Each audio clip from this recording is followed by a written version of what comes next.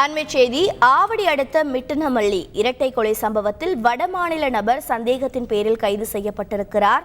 சித்த மருத்துவர் சிவன் நாயர் மற்றும் அவரது மனைவி பிரசன்னகுமாரி கழுத்தறுத்து படுகொலை செய்யப்பட்டிருக்கிறார்கள்.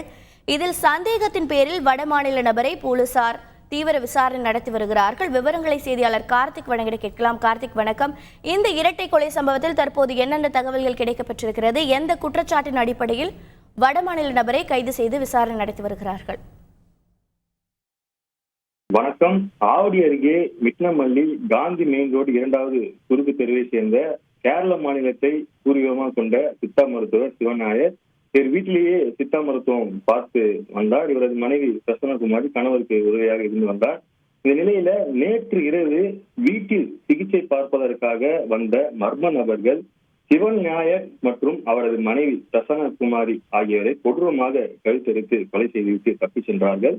இது குறித்து வழக்கு பதிவு செய்த முத்தா புதுப்பேட்டை போலீசார் தீவிர விசாரணை மேற்கொண்டு வந்தார்கள். இது சம்பந்தமாக விசாரணையில கொலை நடைபெற்ற இடத்துல செல்போனானது கைப்பற்றப்பட்டிருக்கிறது.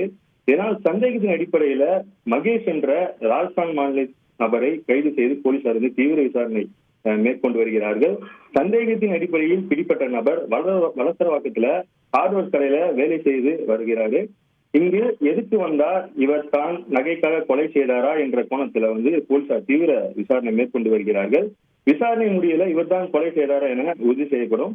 இதற்கிடையில் கடந்த 15ஆம் தேதி இதே பகுதியில துப்பாக்கியை காட்டி நகைக்கடையில 1.5 கோடி மதிப்பிலான நகைகள் கொள்ளையடித்தது ராஜஸ்தான் மாநிலத்தை சேர்ந்த 4 நபர்கள் என தெரிந்து தனிப்படை போலீசார் விரைந்திருக்கக்கூடிய ஒரு சூழல்ல தற்பொழுது அதன் அருகிலேயே நடைபெற்ற கொள்ளை சம்பவத்தில் பிடிப்பட்டது ராஜஸ்தான் மாநிலத்தை சேர்ந்தவராக தெரிகிறது.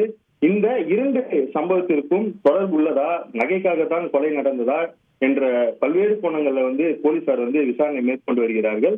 விசாரணைக்கு பிறகு முழு பின்னணி தெரிய வரும். மேலும் மருத்துவம் பார்த்து சென்றவர்களும் போலீசார் தீவிர விசாரணை மேற்கொண்டு வருகிறார்கள்.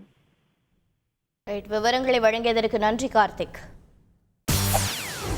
செய்திகளை உடனுக்குடன் தெரிந்து கொள்ள உடனே சப்ஸ்கிரைப் பண்ணுங்க.